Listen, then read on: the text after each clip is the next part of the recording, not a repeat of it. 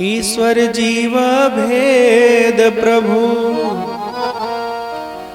सकल कहूँ समुझाई। जाते होई चरण रति शोक मोह भ्रम जाई। ईश्वर जीव के भीतर भेद क्या है ये हमें समझाइए, जिसके जान लेने से व्यक्ति के भीतर का शोक मोह राग द्वेष सब समाप्त हो जाता है। माया क्या है, संसार क्या है? हे नाथ, इन विषयों को लेके मेरे मन में बहुत दुविधा है, असमंजस है, इसे दूर कर दीजिए। भगवान श्री राम यहाँ पर लक्ष्मण जी के सवालों का उत्तर देते हुए बहुत सुंदर ढंग से बताते हैं। गो गोचर जहाँ लगी मन जाए, सो सब माया जाने हो भाई।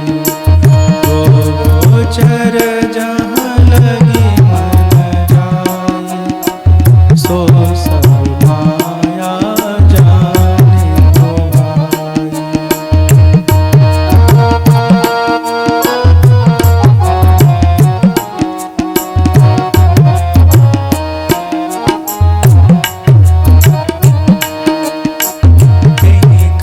भेद सुनहु तुम सोऊ, तेहि कर भेद सुनहु तुम सोऊ। विद्या अपर विद्या गो, विद्या अपर अविद्या गो।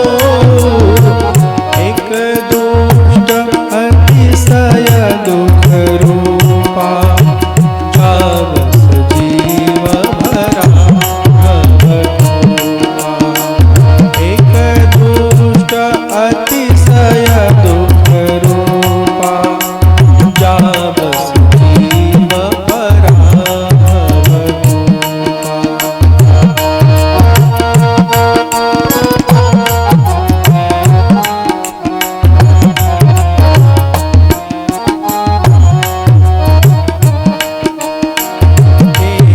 रचई जग गुण बस जाके, प्रभु प्रेरित निज बल ताके।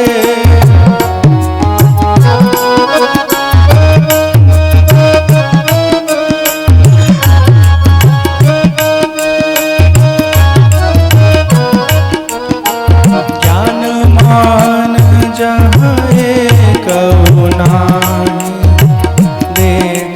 ब्रह्म समान सब मान। जय सिया राम, जय जय सिया राम, जय सिया राम, जय जय सिया राम, जय सिया राम, जय जय सिया राम, जय सिया राम, जय।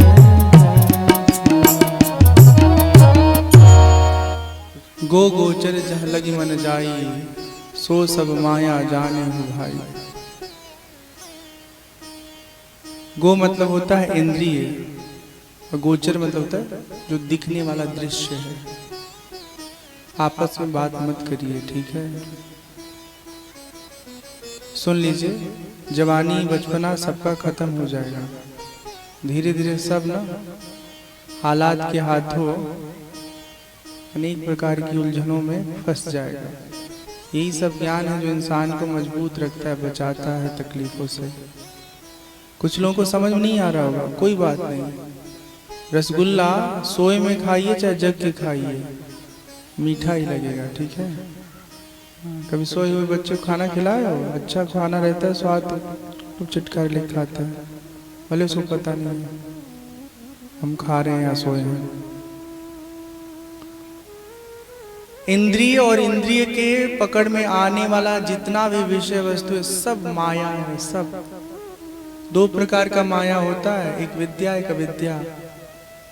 जो विद्या माया है वो ईश्वर की शक्ति का स्वरूप है। जैसे दुर्गा जी, काली जी, लक्ष्मी जी, पार्वती जी, इनकी उपासना से हमारे जीवन का अज्ञान समाप्त हो जाता है। और एक अविद्या माया है, अज्ञान रूपी, जो दुनिया की हकीकत को ढक करके हमें कुछ और ही दिखा रहा है। हम सबको क्या लगता है? यही लगता है कि कभी मरेंगे ही नहीं। मालूम है मरेंगे, लेकिन मानते नहीं कि मरेंगे। हाँ, मालूम एक दिन सब कुछ छोड़ के हम पता नहीं कहाँ चले जाएंगे, पता ही नहीं। जिस घर को आदमी बड़े मेहनत से बनाता है, उस घर में कितना साल रहता है? 50 साल, 60 साल, 70 साल, 80 साल। अगर गलती से 80-90 साल रह गया तो उससे पहले उसका घर ही चौपट हो जाएगा। हाँ,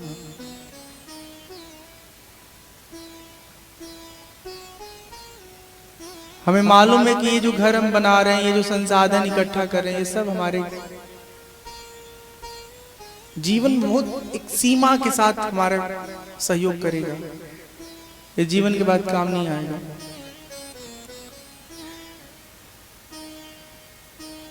लेकिन जब तक ज्ञान नहीं होता तब तक हम उन्हीं चीजों में पड़े रहते हैं।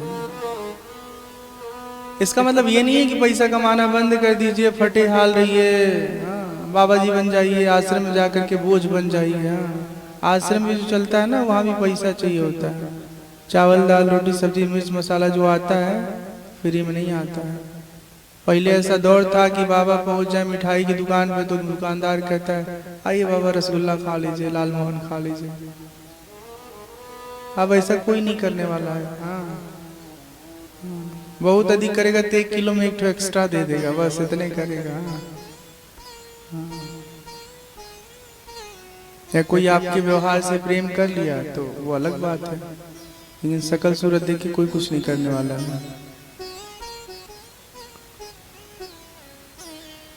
जीवन निर्वाह के लिए जरूरी संसाधन उपार्जित करिए, पैसा कमाइए, लेकिन खाली पैसा कमाने के लिए जिंदगी मत जिए, दूसरे को दिखाने के लिए जिंदगी मत जिए, अपने वास्तविक अनुभव के धरातल पर जीवन जिए। ठीक है। एक विद्या माया है जो हमें मुक्ति देती है, एक अविद्या माया जो हमको संसार के चक्कर में घुमाती रहती है। ज्ञानी कौन है? जो समभाव में रह रहा है, न उसे कोई ऊंच दिखता है, न नीच दिखता है, न जाति भेद दिखता है, न धन भेद दिखता है, न बुद्धि भेद दिखता है, सबके साथ समभाव रहता है। ये कलिकाल में सब मोह माया में फंसे पड़े हैं। भगवान जिस पे कृपा करते हैं वही बच पाता है। ईश्वर हर प्रकार के कर्म बंधन से मुक्त रहते हैं, सर्वसमर्थ हैं। भगवान यहाँ कहते हैं व्यक्ति को धर्म के अनुसार जीवन जीना चाहिए। धर्म से वैराग्य आता है, वैराग्य से जोग आता है, जोग से ज्ञान आता है। जिसके जीवन में वैराग्य नहीं हो, जीवन भर संसार में ही भटकता रहेगा, विषय सुख ही ढूंढता रहेगा। और धर्म पूर्वक जब पैसा कमाता है आदमी तो पैसे की कीमत समझ में आती है, और फिर समझ में आता है कि पैसा कमाना, जीवन को जीना कितना कठिन है। जो अनाचार, लूटपाट करके, घूस लेकर के पैसा कमा रहे, उसको मालूम नहीं आ रहा बिना मेहनत का पैसा, उड़ रहा बिना मेहनत का पैसा, तो उसको यथार्थ बोध नहीं होता है। भगवान कहते संत चरण पंकज अति प्रेमा, मन क्रम वचन भजन दृढ़ नेमा, गुरु पितु मातु बंधु पति देवा, सब मोहि कह जाने दृढ़ सेवा। कहते हैं संत चरणों से खूब प्रेम करिए। संत कौन? जो परमात्मा तत्व के अनुसंधान में लगा हुआ है, उससे मिलने का मार्ग बता रहा है। वो चाहे जिस रूप में है, साड़ी पहनी हो, शर्ट पैंट पहना हो, सफेद पियर लाल कपड़ा पहना हो, ये महत्व नहीं है। महत्व ये है कि जब उसके बाद बैठ रहे हैं तो किस तरह की बात कर रहा है, दुनिया की बात कर रहा है कि परमात्मा तत्व की बात कर रहा है। संत का सबसे बड़ा लक्षण ये है कि वो आपको दुनिया की कोई बात करते हुए नहीं सुनाई देगा। कभी कभार कोई बात समझाने के लिए दुनिया क्या उदाहरण दे देगा।